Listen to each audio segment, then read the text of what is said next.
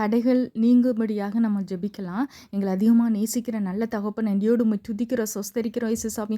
தடைகளை நீக்கி போடுகிறவர் அவர்களுக்கு முன்பாக நடந்து போகிறார் என்ற வசனத்துக்கு ஏற்ப எங்களுக்கு முன்பாக எங்களுடைய தடைகள அப்பா எங்களுடைய காரியங்களில் ஆண்டவரே சத்துரு வச்சிருக்கிற ஒவ்வொரு தடைகள், ஒவ்வொரு சூழ்நிலைகளையும் ஆண்டவரே ஏசப்பா நீங்க எங்களுக்கு முன்பாக நீங்க நடந்து செல்கிறீங்க. அதற்காக உம்மை துதிக்கிறோம், ஸ்தோத்தரிக்கிறோம் இயேசுசாமி.